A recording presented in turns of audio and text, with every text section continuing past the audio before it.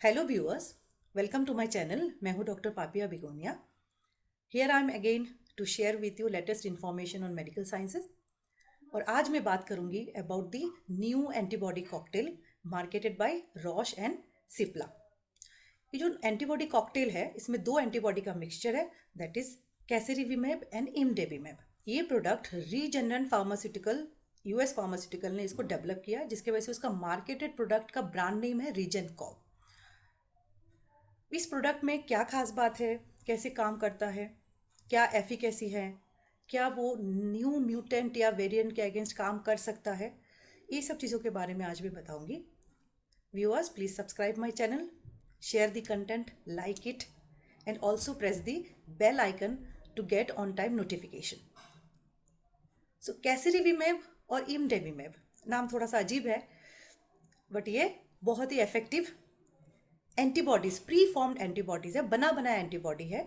जब किसी को कोरोना वायरस का इन्फेक्शन होता है, वो एंटीजन हमारी बॉडी में वायरस रिलीज करता है, उस एंटीजन को इमीडिएटली न्यूट्रलाइज करने के लिए, उसको स्टॉप करने के लिए ये एंटीबॉडीज बहुत फायदेमंद है। ये दोनों ही एंटीबॉडीज जो है, इसमें जो दो मेन स्पेशल चीज़ है, first this is non competitive, second is neutralising.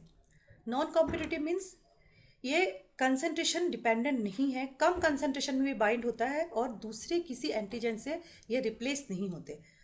और एक बार जब बाइंड होता है तो ये एंटीजन को न्यूट्रलाइज कर देता है, पूरी तरह से उसको ख़त्म कर देता है, उसकी एक्टिविटी को स्टॉप कर देता है, जिसके वजह से वायरस बॉडी को फर्दर इन्फेक्ट नहीं कर पाता है।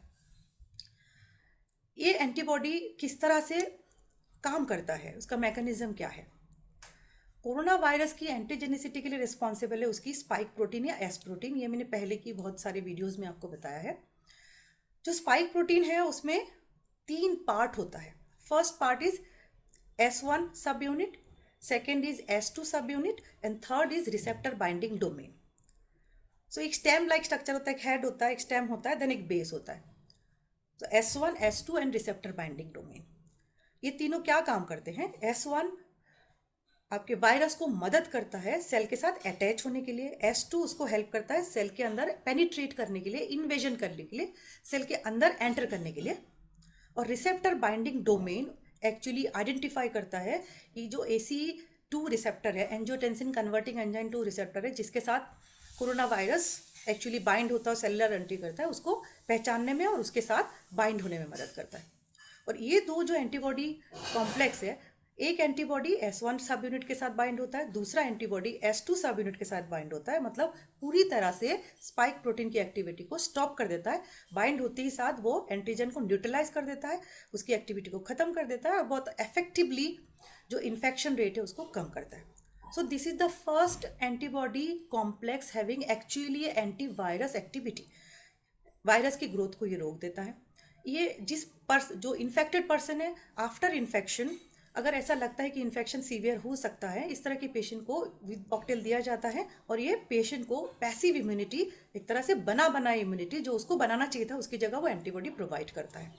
तो इस तरह से ये पेशेंट को बहुत इफेक्टिवली डिसीज़ को प्रोग्रेस होने से बचाता है। रीजेनकॉव जो एंटीबॉडी कॉकटेल है, उसको रीजेनरन फार्मास्यूटिकल ने डेवलप किया। इसके पीछे एक लंबी डिकेड्स लंबी एक रिसर्च इसके पीछे रिस्पॉन्सिबल है। रीजेनरन फार्मास्यूटिकल बायोटेक्नोलॉजी के फील्ड में बहुत ही एमिनेंट एंड बहुत ही लेटेस्ट टेक्नोलॉजी के साथ काम करने वाला फार्मास्यूटिकल फर्म है। रीजेनरन के पास एक खुद के डेवलप किया हुआ पेटेंटेड टेक्नोलॉजी है। उस टेक्नोलॉजी में क्या होता है, वो ऐसे माइस को डेवलप किया है उन्होंने जिसमें ह्यूमन की इम्यून सिस्टम है। So these mice are genetically modified to have human like immune system.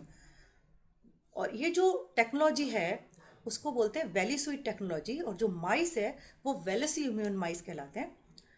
इस माइस में अगर कोई एंटीजन इंजेक्ट किया जाता है तो माइस जो एंटीबॉडी बनाता है that is just like human, जो हम बनाते हैं जस्ट लाइक ह्यूमन। सो इस तरह से उस टेक्नोलॉजी के द्वारा अगर कोई भी एंटीजन इंजेक्ट किया जाए तो उसके अगेंस्ट में वो ह्यूमन लाइक एंटीबॉडीज बनाते हैं। रीजेनरॉन ने इस टेक्नोलॉजी को यूज़ करके इस कोरोना वायरस के अगेंस्ट में नंबर ऑफ एंटीबॉडीज डेवलप किया है, आइसोलेट किया है, अगेन उसको ह्यूमन के बॉडी में भी जो एंटीबॉडीज बनते हैं उसके साथ कंपेयर किया है ताकि वो सिमिलर हो टोटली, ताकि उसमें कोई भी डिफरेंस ना हो और कोई चूक होने की चांसेस ना हो।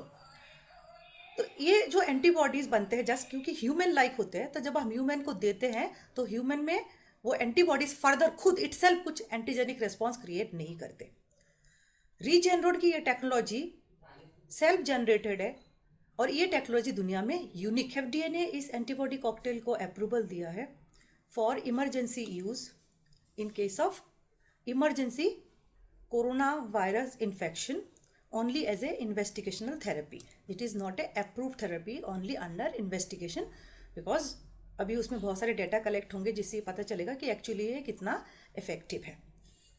सबसे पहले उसको यूएस एफडीए का अप्रूवल मिला इन नवंबर 2020, बट ये चर्चा में तब आया, मीडिया में तब आया जब अक्टूबर 2020 में प्रेसिडेंट ट्रंप को कोरोना इन्फेक्शन हुआ, तब उनको ये एंटीबॉडी कॉकटेल दिया गया था और जिससे भी बहुत जल्दी रिकवर हो गए थे।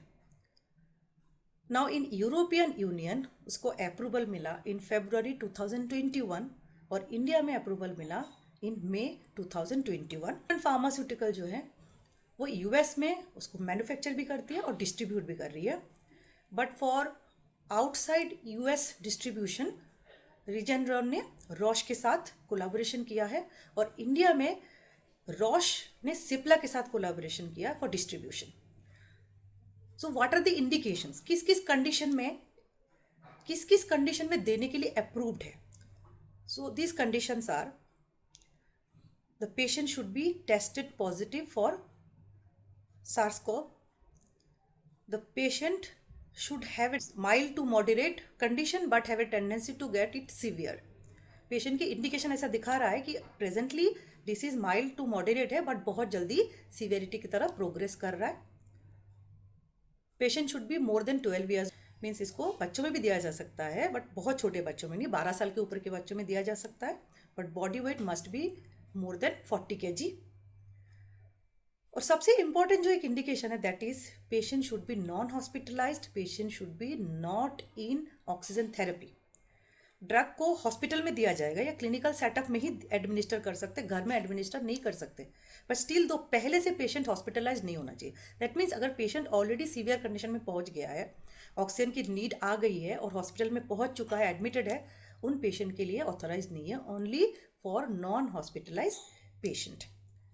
और within 10 days of the positive testing. First phase trial जो है इसका नियरली 800 पेशेंट्स के ऊपर किया गया था।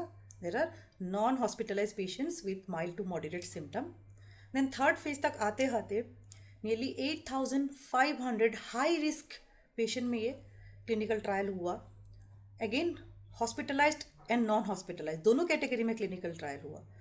Still now in US, in Europe, in India, हर जगह इसको अप्रूव किया गया only use in non hospitalize patient. हालांकि उसकी ट्रायल हॉस्पिटलाइज पेशेंट्स में भी हो चुका है, स्टिल दो उसको हॉस्पिटलाइज पेशेंट्स में यूज़ करने के लिए अप्रूवल नहीं मिला हुआ है।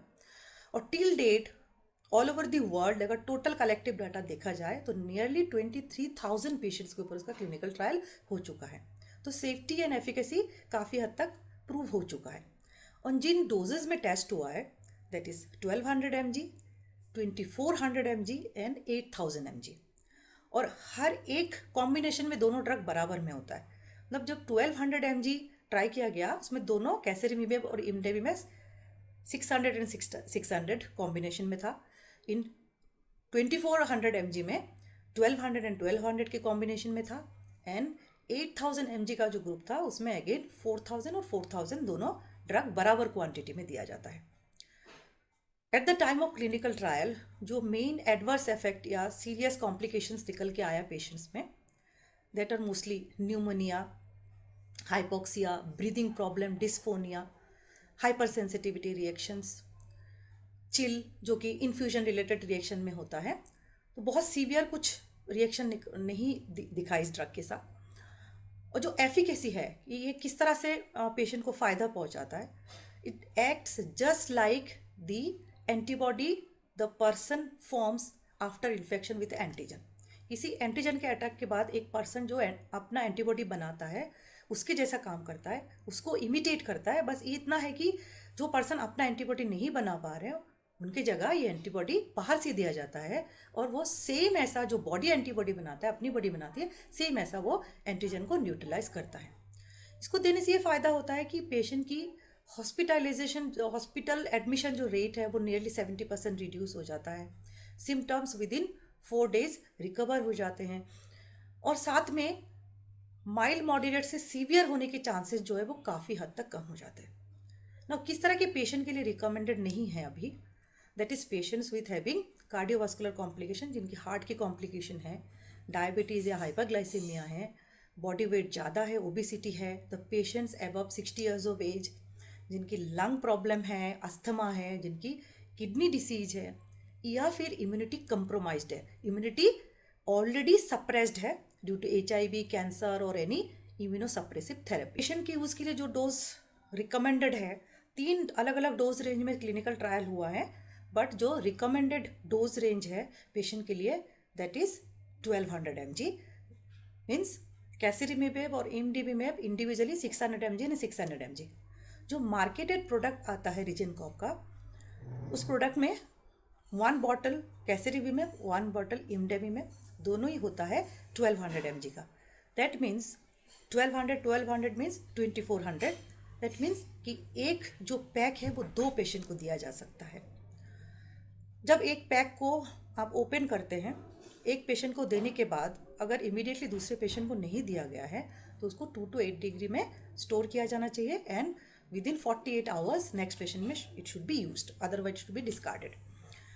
2 रूट में यूज़ होता है, इंट्रावेनस इन्फ्यूजन और सबक्यूटेनस रूट। इंट्रावेनस इन्फ्यूजन अगर देते हैं that should be slow at least for 30 minutes and in a clinical setup, means non hospitalize patient के लिए है, लेकिन ये ड्रग लेने के लिए पेशेंट को हॉस्पिटल में जाना पड़ेगा या किसी डॉक्टर के डायरेक्ट सुपरविजन में ही हॉस्पिटल सेटअप में देना पड़ेगा। ऐसे सेटअप जहाँ पे अगर सीवियर रिएक्शन या एनाफाइलेक्सिस रिएक्शन हो तो ट्रीटमेंट तुरंत मिल सके।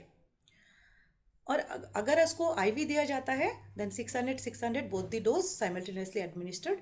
अगर उसको सबक्यूटेनियस दिया जाता है देन 600 को अगेन फर्दर 300 में डिवाइड किया जाता है। दैट इज कैसिरिमिबेब के 2 डोज 300 mg, इमडेविमेब की again 2 dose 300 means 4 subcutaneous injection at a time लगेगा, थाई में या एब्डोमिन में 4 अलग अलग साइट पे, 4 अलग अलग एरिया पे, एक ही जगह पे 4 इंजेक्शन नहीं, बट एक के बाद एक इमीडिएटली 4 अलग अलग एरिया में इमीडिएटली पेशेंट को दिया जाएगा। After injection patient should be monitored closely at least for 1 hour और उस दौरान अगर कोई सीरियस सिम्टम या साइड इफेक्ट नहीं आए, patient is all safe to go to home. Now इस प्रोडक्ट के प्राइस क्या है, क्योंकि मैंने बताया कि एक पैक में 2 पेशेंट को दिया जाता है, एक पैक की कीमत है नियरली 1,20,000। दैट मीन्स एक पेशेंट की एक फुल डोज की कीमत है नियरली 60,000 और एक बार डोज ही काफ़ी होता है।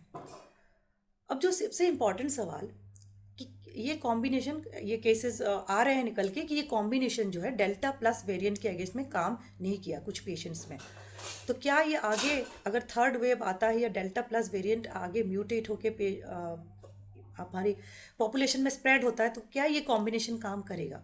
तो इसमें एक प्लस पॉइंट ये है कि ये रिकॉम्बिनेंट DNA टेक्नोलॉजी से बनाए हुए antibodies they are all lab made. तो एक पर्टिकुलर एंटीजन अगर वायरस ने चेंज कर लिया, एक वायरस ने पर्टिकुलर प्रोटीन को चेंज करके अगर अपनी एंटीजेनिसिटी को चेंज कर लिया, जैसे K17N ये म्यूटेशन किया है अभी कोरोना वायरस ने डेल्टा प्लस वेरिएंट में, तो उस स्पेसिफिक एंटीजन के अगेंस्ट में एंटीबॉडी बनाने में मुश्किल से 15 दिन का टाइम लगेगा और उसकी बाकी टेस्टिंग करने में मुश्किल से 3 months का टाइम लगेगा। तो उसको आसानी से विद इन 3 months वो पर्टिकुलर एमिनो एसिड या पर्टिकुलर एंटीजन के अगेंस्ट में एंटीबॉडी आराम से बनाया जा सकता है कि वो एंटीजन लैब में प्रिपेयर होगा और इन स्पेसिफिक जेनेटिकली मॉडिफाइड माइस, तो ये बनाना बिल्कुल भी मुश्किल नहीं होगा। तो आगे अगर कोरोना वायरस अपने आप को मॉडिफाई करता है तो हम इस तरह से रिकॉम्बिनेंट टेक्नोलॉजी से बनाए हुए एंटीबॉडीज़ में आसानी से मॉडिफाई करके against a specific antigen we can make against specific antibody.